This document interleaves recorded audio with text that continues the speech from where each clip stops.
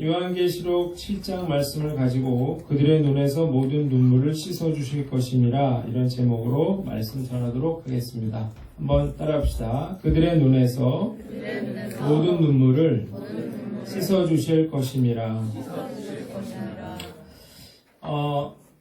다시 요한계시록을 시작을 하려고 합니다.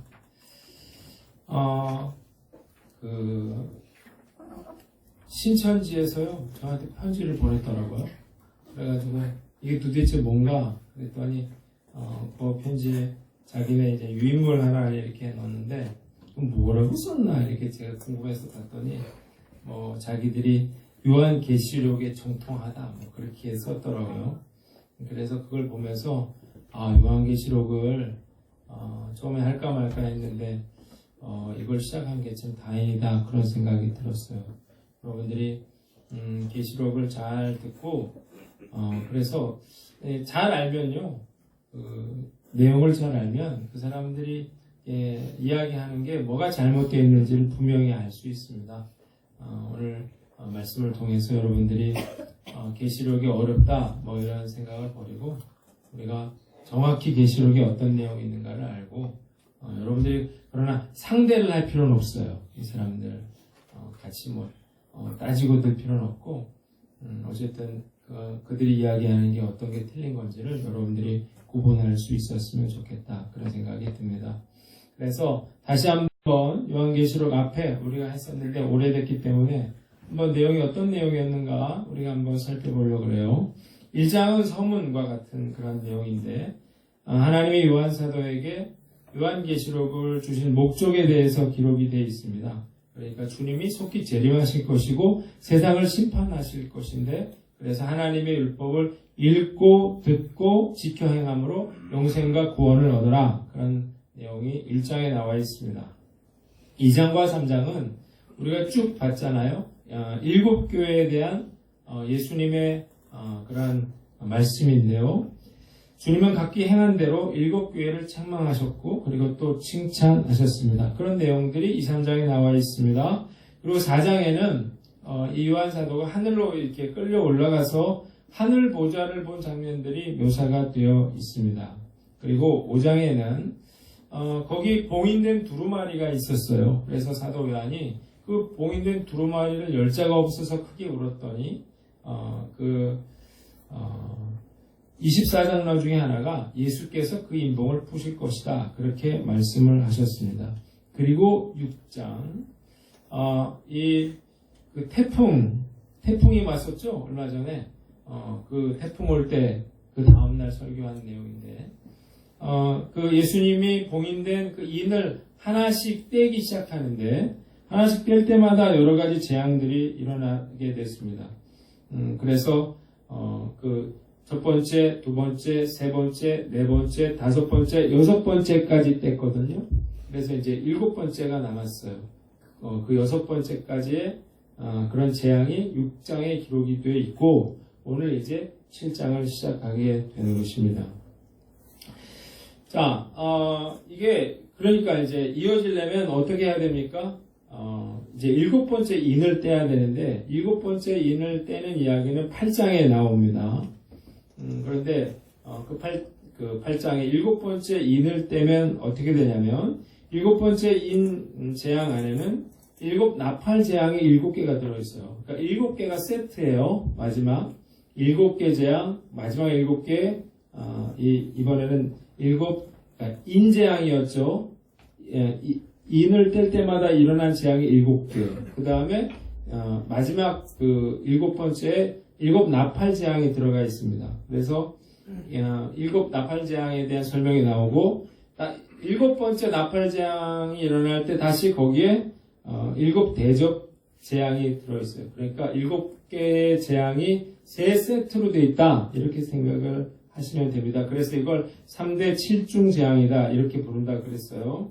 그래서 그렇게 나아가게 되는데, 오늘 읽은 우리 이 요한계시록 7장과 같은 본문을 뭐라고 말하냐면 삽경이라고 말하는 거예요. 그러니까 그가 본 광경을 거기다 이제 끼워 넣은 거예요. 그런데 이걸 그가 6 번째 인까지 떼는 걸 보고 이 광경을 봤는지 아니면 나중에 본 걸 여기다 끼워 넣는지는 모르겠어요. 그런데 어쨌든 오늘 보면 요한계시록 7장에는 그가 본 그런 광경 3가지가 나옵니다. 그래서 오늘 그 3가지에 대해서 여러분들에게 설명을 해 드리려고 해요. 첫 번째 그가 본 광경은 인치심을 받은 14만 4천 명입니다. 한번 따라합시다. 인치심을 받은 14만 4천 명. 자, 4절을 보니까 내가 인치심을 받은 자의 수를 들으니 이스라엘 자손의 각 지파 중에서 인침을 받은 자들이 14만 4천이니 그랬습니다. 이 앞에 우리가 1절로 3절 말씀에는 어떤 얘기가 나오냐면 한 천사가 살아계신 하나님의 인을 가지고 바다를 괴롭게 할 권세를 받은 네 천사를 향해서 우리 하나님의 종들의 이마에 인치기까지 땅이나 바다나 나무들을 해하지 말아라 그래요. 그리고 요한은 이 숫자가 14만 4천 명이라 이런 이야기를 듣게 됩니다. 그러니까 제가 생각해 볼 거는 뭐냐면 인을 치는 행위는 뭐냐 라는 거예요. 한번 따라합시다. 인을 치는 것의 의미. 자, 여러분, 인을 친다고 하는 것은 뭐냐면, 그 예전에 그 뭐 가축에다가 불로 도장을 찍는 거, 그걸 이제, 생각해 보시면 됩니다. 소나 말이나 이런 데다가 이제, 이게 섞이면 헷갈리잖아요. 누구네 집 건지 잘 모르잖아요. 그러니까, 거기에 이제, 그 주인의 도장을 찍는 것, 거기서, 비롯된 것입니다. 자, 마찬가지로요, 하나님이, 인을 쳤대요. 그건 뭘 의미합니까? 그 사람이 하나님의 소유가 됐다라고 하는 것을 의미하는 것입니다. 여러분, 축복송이라는 그런 노래가 있어요. 송정미 씨가 부른 노래인데, CCM계의 부르의 그런 명곡이에요. 어떻게 하는 거죠? 때로는 너의 앞에 어려움과 아픔이 있지만 담대하게 주를 바라보는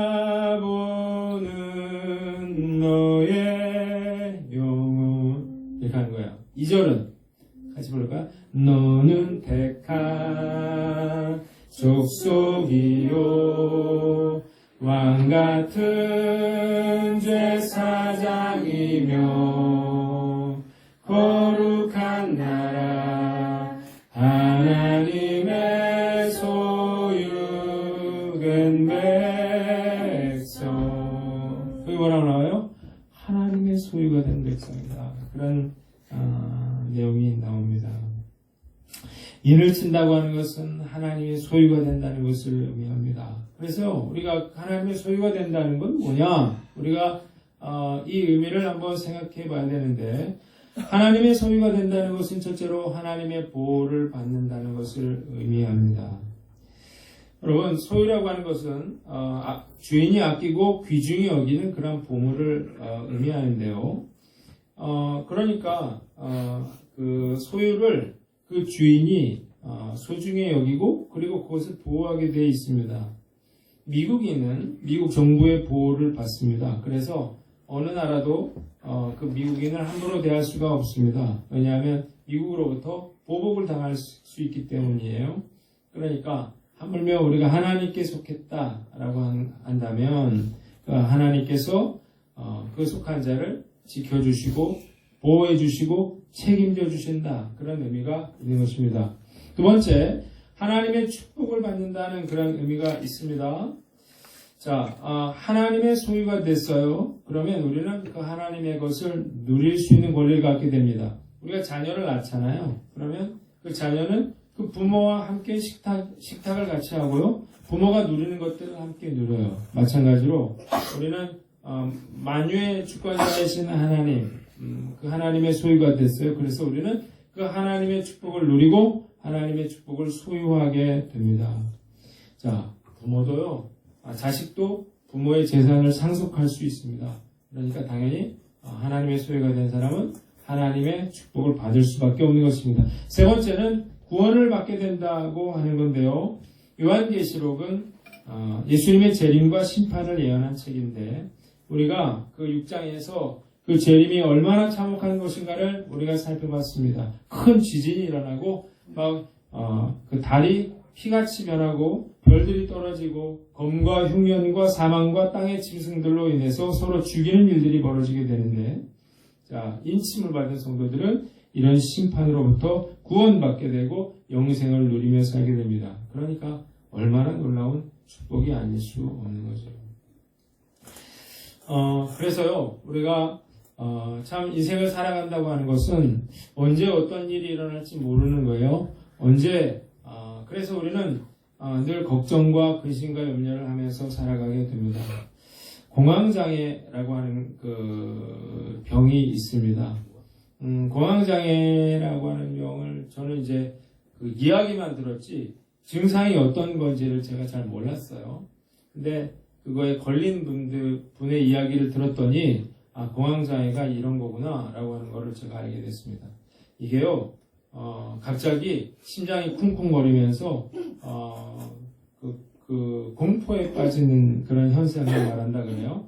그러니까 예를 들어서 내가 엘리베이터를 탔는데 갑자기 문이 딱 닫혔는데 갑자기 가슴이 쿵쿵 뛰면서 죽을 것 같은 거죠. 그래서 여기서 빠져나가지 않으면 죽을 것 같은, 그래서 거기서 빠져나올 수밖에 없는 그런 현상이 일어나는 거라고 하더라고요. 그런데 문제는 뭐냐면, 나오면 괜찮대요. 근데 문제가 뭐냐면, 이제 이런 일이 자주 일어나더라는 것입니다. 그래서 버스를 탔는데 이번에는 버스에서 막 심장이 쿵쿵거리고 거기서 죽을 것 같은 두려움을 느껴서 그 버스에서 그러면 거기서 내려야 된대요. 내리면 그러면 그 두려움에서 벗어나게 된다 그래요. 근데 이런 일들이 시간이 가면 지하철에서도 일어나고요. 심지어는 자기가 일하는 사무실에서도 그런 증상을 느끼게 된대요. 그러면 이제 병원을 찾게 되는 것입니다.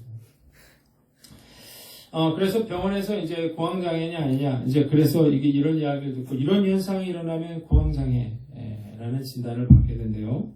그래서 이유가 뭐냐 그랬더니 스트레스를 막 받는 거죠. 예를 들어서 뭐 연예인들 중에 공황장애 많잖아요. 그러니까 어떤 무대에 쓴다든지 뭔가 그런 상황에서 극심한 부담감을 계속 느끼다가 나중에 그게 그 병이 돼서 이제 그 폭발하게 되는 거죠. 스트레스가 쌓이다 보니까, 긴장이 쌓이다 보니까 결국 병이 되는 것입니다. 뭐 저는 뭐 이런 경험이 없고, 저는 뭐 시간이 나면 늘 졸려요. 그래가지고 잠을 자면 스트레스가 풀리는데 하나님의 은혜라고 생각합니다. 그런데 제가 느끼는 건 뭐냐면, 지금까지 살아오면서 저도 어려움을 많이 겪었거든요. 어려운 일이 생길 때마다 늘 걱정하고 염려를 했는데, 지금 생각해보면 걱정할 필요가 없었던 거예요. 왜 내가 그때 그렇게 걱정을 했을까? 내가 왜 그때 이렇게 염려를 했을까? 그런 생각이 들어요. 지나 보니까 다 하나님의 보호하심과 하나님의 인도하심이 있었어요. 그렇게 걱정할 게 아니었어요. 제가 그런 간증 많이 했죠. 돈 하나도 없는데 아이 데리고 휴가를 가는 그 마음, 빚으로 휴가를 억지로 아이 때문에 가야 되는 그 심정, 돈이 없는데 마트에 가서 장을 봐야 되는 그런 상황, 뭐 이런 상황들 쉽지 않았어요. 그런데 생각해보면 그렇게 걱정할 것도 아니었거든요. 그냥 편하게 그렇게 할걸 걱정을 했던 기억들이 있는데, 여러분은 어떤 고난 중에 있습니까? 여러분들이 기억하셔야 될 게 있다면 그건 뭐냐면, 여러분들은 하나님의 소유라는 사실입니다. 우리가 하나님의 소유라면 그러면 하나님이 책임져 주신다는 사실을 믿으시기를 바랍니다. 여러분 아마 직장에서도 어려움이 있을 것입니다.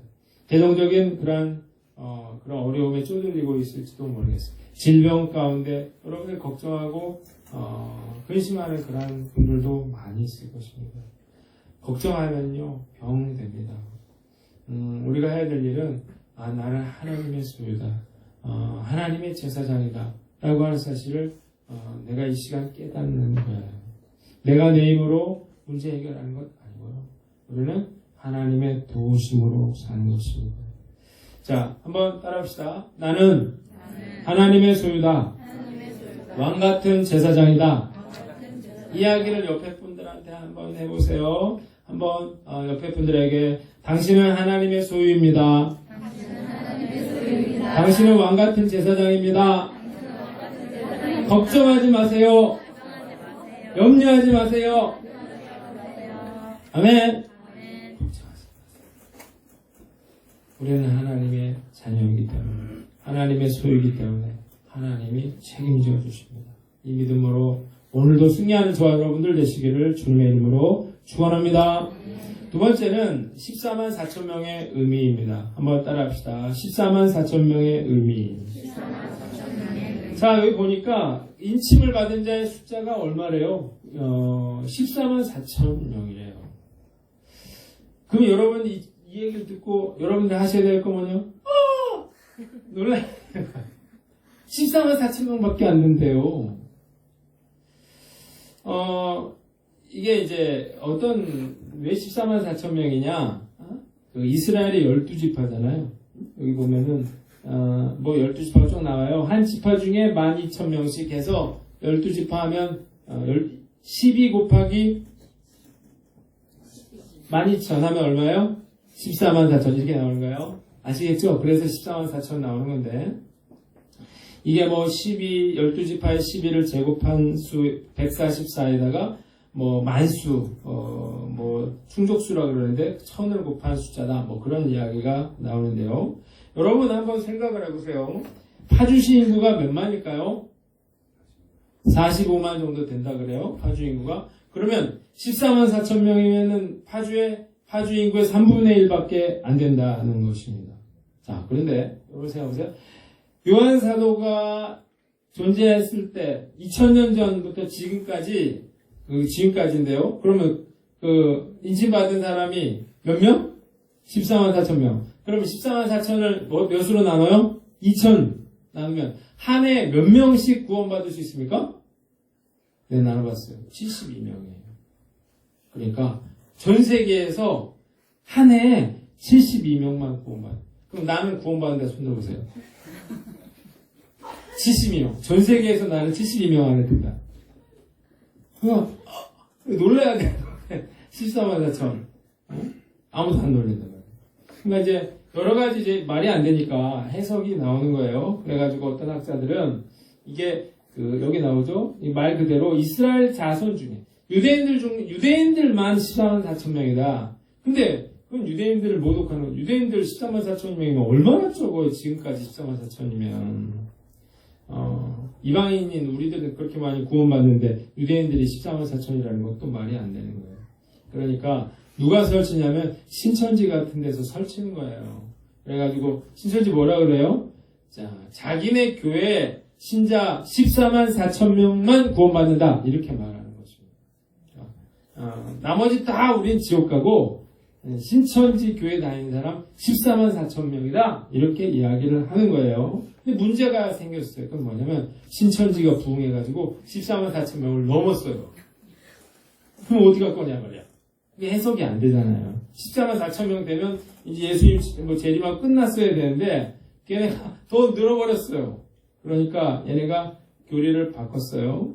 그래가지고 14만 4천 명은 제사장물이고 그리고 나머지는 흰 옷을 입은 자들이다. 이래가지고 얘네들은 이제 제사장 무리에 들어야 된다. 이렇게 경쟁을 시키고 있대요.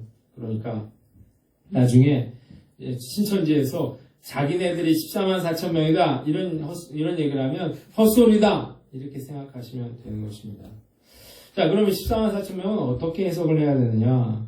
이게 궁극적으로는 구원받을 모든 하나님의 백성을 상징하는 숫자, 상징수라고 하는 사실을 여러분들 아시기 바랍니다. 그러니까 진짜로 그 2000년 전부터 지금까지 14만 4천 명이 구원받는 게 아니고 그 14만 4천 명은 우리는 모르지만 어쨌든 상징적인 숫자다.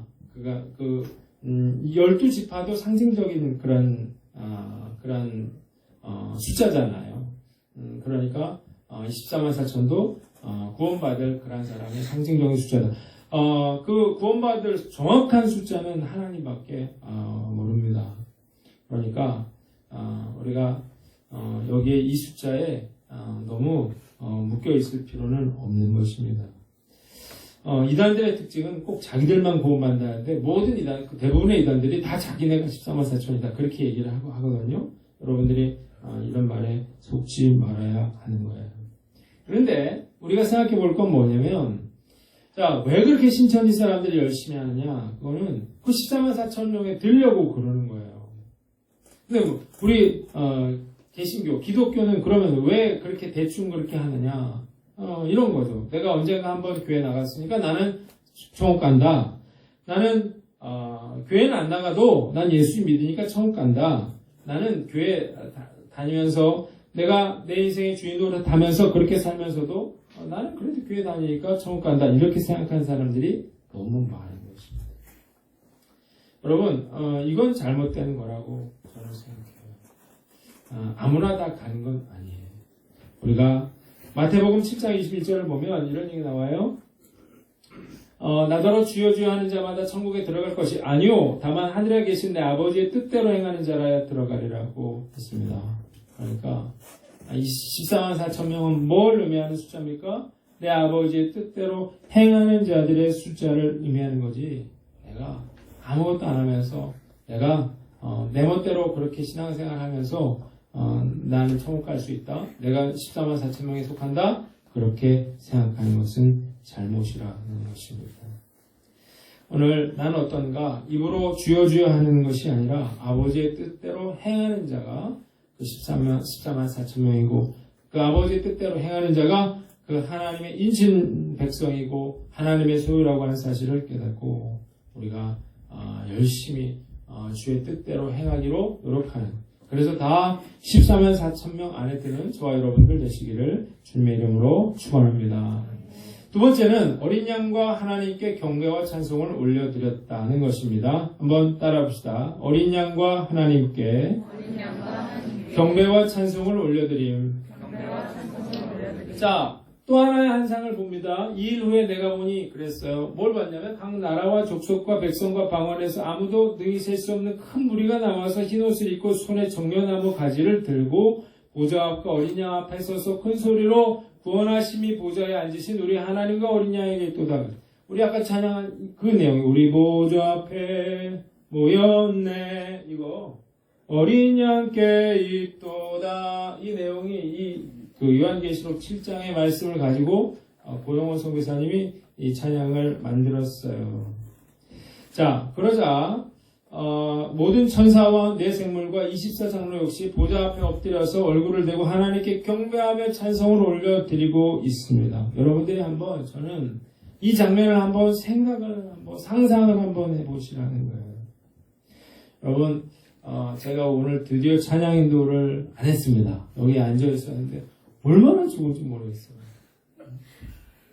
너무 기쁩니다. 저는 그래서 열심히 찬양을 했는데 제가 찬양 인도를 시작한 거는 20대 후반부터 시작해가지고 지난주까지 했잖아요. 그러니까 거의 한 20년 이상 25년 했나 찬양 인도를 했는데 여러분 찬양 인도자가 누리는 축복이 하나 있습니다. 그건 뭐냐면 회중을 본다는 거예요. 여러분들은 다 인도자를 보잖아요. 근데 찬양 인도자는 회중을 봅니다. 회중이 찬양하는 모습을 봐요. 경배하는 모습. 깊이 있는 찬양과 예배를 드릴 때 그 회중이 하나님께 영광 돌리는 그 모습은요. 제가 본 어떤 것과 비교할 수 없을 만큼 아름다운 것입니다. 참 행복한 하나님의 축복이었다 그런 생각이 드는데요. 여러분 그 얼굴들을 한번 여러분들이 상상해 보시라고. 각 사람, 각 족속과 방언, 모든 민족의 그 하나님을 찬양하는 그 얼굴들, 그 기쁨과 감격을 여러분들이 한번 생각해 보라는 거예요. 보세요. 지금 우리는 요한계시록은 심판에 대한 이야기예요. 재림에 대한 이야기예요. 그런데요. 그래서 여러 가지 그런 심판의 역사들이 일어나는데 이 사람들은 어떤 사람이에요? 그 심판을 피한 사람들입니다.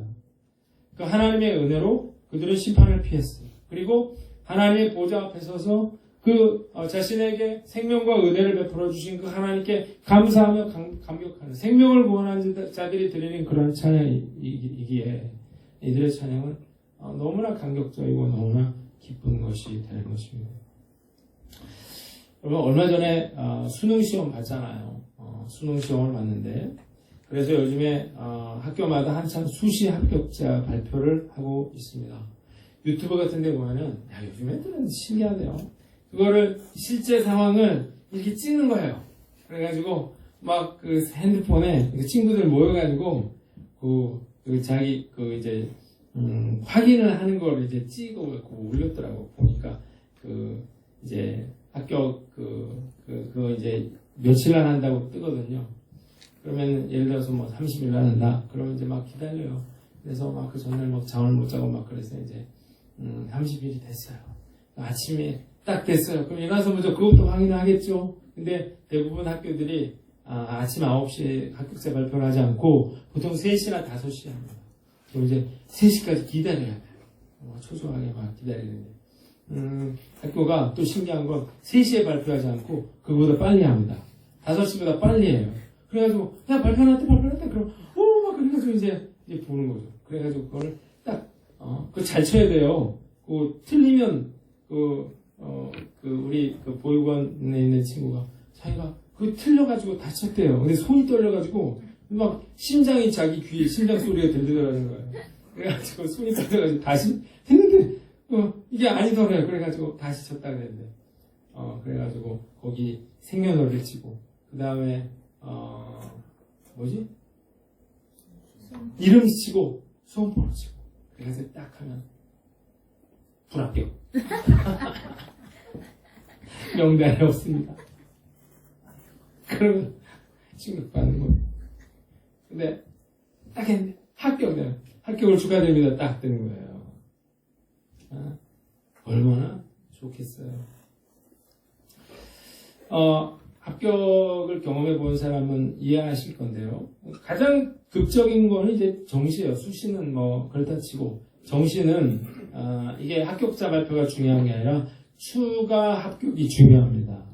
그래가지고 이제 나중에 이제 여러 개 붙었는데 이제 하나 이렇게 다른 데 등록 안 하게 되면은 이제 추합을 기다려야 되는데 이게 이제 그렇대요. 이게 학생 전화번호, 부모 전화, 학부모 전화번호 이제 전화를 하는데 학생에게 전화했는데 안 받고 학부모한테 전화를 했는데 안 받으면 넘어간대요, 다. 그러니까 이게 핸드폰 들고 화장실 들고 가고 목욕탕 갈 때 들고 가요. 이거 잘 들으세요, 학부모들. 핸드폰 모르는 전화 반드시 받아야 됩니다. 이렇게 된대요. 근데 이제 이래가지고 뭐 추가 합격 이제 이렇게 되는데 제가 들은 이야기는 어떤 친구는 재수 정시반이 2월에 시작하거든요. 그래가지고 이제 재수학원 다 열심히 공부하고 있는데 갑자기 전화 온 거예요. 그래가지고 합격! 그래가지고 재수학원에 돈 다 돌려받고 이제 대학에 합격하는 그런 경우도 있고요. 제가 아는 목사님 아들은 다 떨어졌거든요. 그래가지고 이제 포기했어요. 재수한다고 이제 생각하고 있어요. 근데 그게 언제까지 취합이 되냐면 2월 29일까지 되니까 미치는 거죠. 2월 20일까지, 29일까지. 근데 그 친구는 그 목사님 아들은요 연세대학교 합격했어요. 다른데 보통 2월 중순인가 말인가에 이제 오리엔테이션 하거든요. 가고 싶지 않은 학교 가서 오리엔테이션 하고 막 이렇게 했는데 전화 온 거예요. 그래가지고 합격된 거예요. 얼마나 좋겠어요, 걔가. 합격했네. 보육원에 있는 친구가 1차 합격됐는데 그 친구가 건대하고 동국대를 합격했대요. 근데 너무 좋은데 자기가 그 합격을 나눌 사람이 없는 거예요. 그래서 나를 생각했대요. 그리고 목사님한테 전화를 하고 싶은데 전화번호를 몰라서 못했다면서 그래서 이제 제가 전화번호 알려주면서 나한테 전화를 하게 했는데 여러분 한번 상상을 한번 해보라는 거예요. 이건요 그런 게 재수삼 안 되면 재수하면 되고 삼수하면 되고 그러는 거죠. 근데 이거는 뭐냐면 심판을 피하는 생명책에 내 이름이 없느냐 이건요 그런 거하고 비교할 수 없는 거예요. 조마조마한 마음으로 내 이름이 과연 있을까? 클릭 딱 했던 전태성 와 생명책에 내 이름이 있어요. 그래가지고 모인 사람들이 하나님을 찬양하는 광야원 한번 생각해보라고. 2002년도에 월드컵 때 막 대한민국 하면 소리 질렀잖아요. 3위 올라가서 막 소리 질렀잖아요. 그런 거하고는 비교가 안 돼요. 그 자신을 구원해 주신 어린 양 예수님과 하나님의 보좌 앞에 그 하나님을 찬양하는 모습이 얼마나 감격스럽고 얼마나 영광되는 자리일까요? 그래서 이런 고백을 하는 거예요. 같이 한번 따라해 봅시다. 찬송과 영광과 지혜와 감사와 존귀와 권능과 힘이 우리 하나님께 세세토록 있을지어다. 아멘. 이런 고백을 하게 되는 거죠. 여러분, 오늘 말씀을 통해서 그 날을 한번 상상해 보세요. 그 날을. 그 영광의 날. 그 은혜와 감격을 여러분들이 생각해 보시면서 우리가 그 기쁨과 감격으로 그날을 고대하고 또 하나님을 찬양하며 경배하는 저와 여러분들 되시기를 주님의 이름으로 축원합니다. 마지막으로 흰옷 입은 자들의 눈물을 씻어주셨다는 것입니다. 한번 따라합시다. 흰옷 입은 자들의 눈물을 씻어주심. 13절을 보니까 장로 중 하나가 요한에게 물었어요. 이 흰옷 입은 자들이 누구며 어디서 왔느냐는 거예요. 어떻게 알겠어요? 그러니까 내 주여 당신이 아시나이다. 그랬더니 뭐라고 했습니까? 이들은 큰 환난에서 나오는 자들인데 어린 양의 피에 그 옷을 씻어 희게 한 자들이라는 거예요.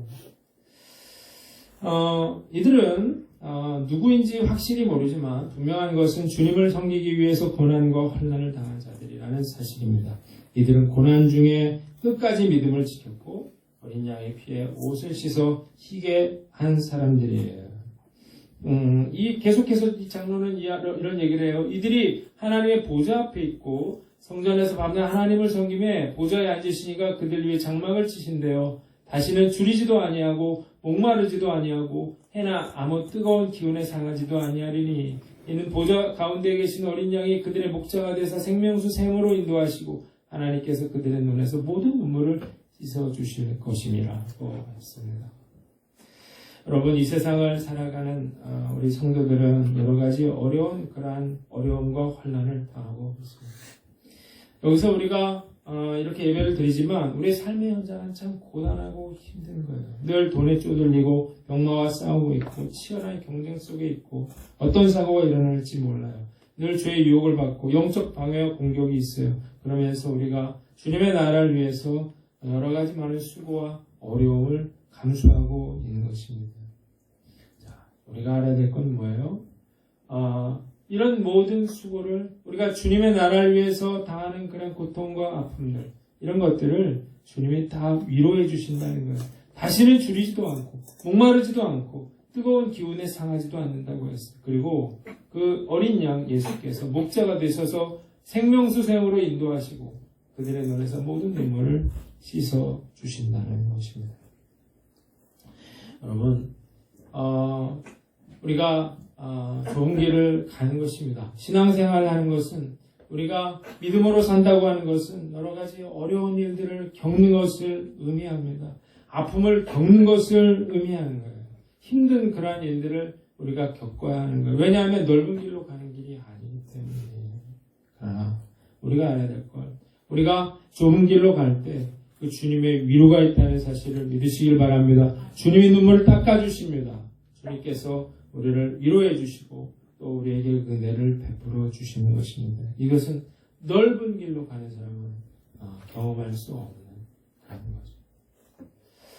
자, 나는 어떤가 생각해 보는 거예요. 주님을 위해 손해보려 하지 않고 힘든 자리를 피하고 그리고 늘 넓은 길로 가려고 하는 사람들은 결국 이 자리에 있을 수 없는 거예요. 최봉석 목사님이라는 분이 있습니다. 이분은 최권능 목사님이라는 분인데, 이분이 얼마나 예수 천당 마귀 지옥을 외쳤는지, 일본의 이제 그 순사들이 이분을 감옥에 가뒀습니다. 그런데 하도 이제 시끄럽게 하니까 조용히 하라고 때렸어요. 그런데 때릴 때마다 더 크게 소리를 질렀어요. 그러자 미친 목사라면서 이분을 풀어줬습니다. 신학교 시절에 이분이 기도할 때마다 울었습니다. 학생들은 이 목사님이 우는 소리에 공부를 못하겠다고 불평을 했지만 시비를 걸진 않았어요. 왜냐하면 키가 작고 얼굴은 얽고 또 집이 가난해서 그래서 스스로 못나서 우는 줄 알았기 때문이었어요. 그런데 졸업 설교 단상에서 이렇게 간증을 했습니다.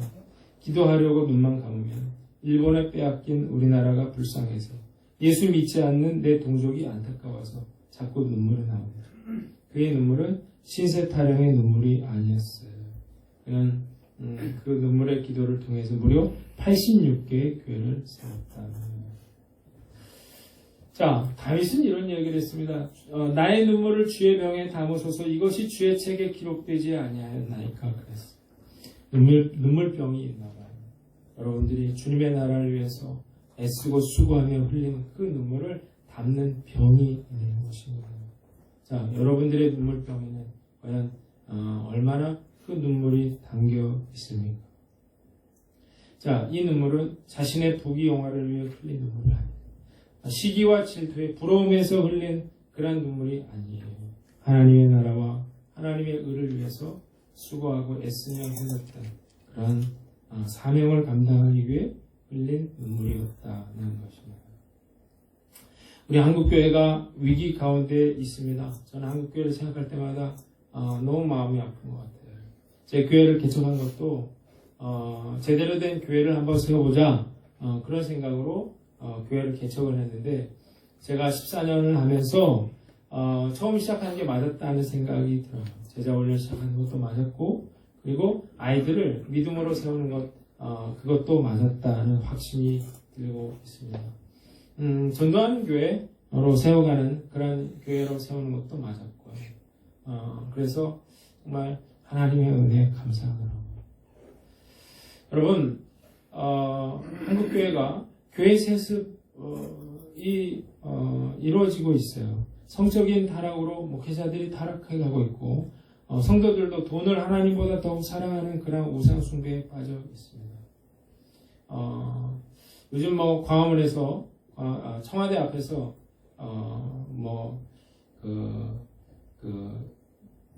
그런 한기총 소속 목사들이 대형교회 목사들 이렇게 해서 거기서 예배를 드립니다.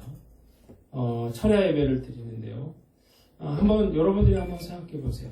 그들이 청와대 앞에서 드리는 예배가 과연 하나님께 드리는 예배입니까? 아니면 어떤 정치적인 목적을 가지고 드리는 정치 행위인가요? 당연히 예배를 정치에 이용하는 그런 행위죠. 그 대표되는 분이 그런 얘기를 했대요. 문재인 대통령을 향해서 국민이 총력을 가해서 죽인다니까 우리 국민이 원체 선하니까 기도하지 다른 나라 같으면 누가 저런 대통령을 살려주겠어요. 그런 얘기를. 과연 저게 목사가 할 소리인가 그런 생각이 들면서 너무 가슴이 아파요. 이런 얘기하면 나더러 좌파라 그럴지 모르겠어요. 근데 여러분 좌파고 우파고가 어디 있어요? 우리는 좌파 우파가 아니고 우리는 예수 그리스도의 파라는 사실을 믿으시길 바랍니다. 하나님의 기준으로 판단하는 거죠. 좌파 우파가 아니에요. 박근혜 대통령이 감옥에 간 것은 좌파에 의해서 억울하게 감옥에 가 있는 게 아니고요. 국정농단이라는 죄를 졌기 때문에 그 감옥에 있는 거예요. 자, 하나님은 정의의 하나님이라는 사실을 저는 생각하고 있습니다. 하나님은 공의의 하나님이라는 사실을 저는 믿고 있습니다. 그러니까 교회는 뭘 쫓아야겠어요? 정의와 공의를 따라 행하는 것이 교회라는 사실을 저는 믿고 있습니다. 그래서 교회는 우리가 하나님의 뜻을 행하는 거고요. 우리가 결국 주님의 나라는 땅에 있는 나라가 아니고 하늘에 있는 그런 나라잖아요. 땅의 것을 바라보게 하면 안 되고 하늘의 것을 바라보게 해야 되는데 이런 모습들을 볼 때 얼마나 가슴이 아프고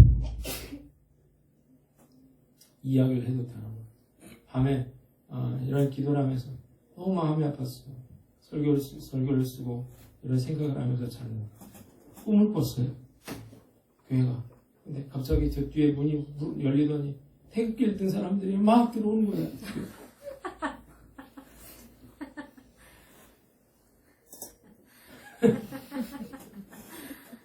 개그. 웃을 일이 아니라 저는 너무 마음이 아파요. 한국교회 정말 자랑스러운 교회들이었거든요. 제가 청년 때 정말 자랑할 만한 교회들이 참 많아요. 정말 좋은 교회들이 참 많았거든요. 자, 우리가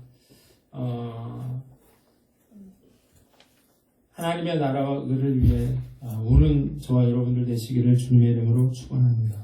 우리는 하나님의 나라를 위해서 울어야만 합니다. 그래야 하나님께서 저와 여러분들의 눈물을 씻어 주실 수 있는 말씀 마치겠습니다. 자, 오늘 사도 요한은 세 가지 환상을 봤어요. 첫 번째는 인침받은 14만 4천 명입니다. 우리가 하나님의 소유가 된 것에 감사하고 그리고 13만 4천 명을 생각하면서 늘 우리가 살아가는 저와 여러분들 되시기를 바랍니다. 모든 열방이 어린 양과 하나님께 경배와 찬송을 올려드렸는데 죽음과 심판에서 구원받았음을 우리가 기억하며 감사와 영광을 올려드리고 그리고 흰옷 입은 자들의 눈물을 씻어주셨는데 우리가 그날을 소망하며 주님의 나라를 위해 우는 저와 여러분들 되시기를 주님의 이름으로 축원합니다. 우리 같이 비전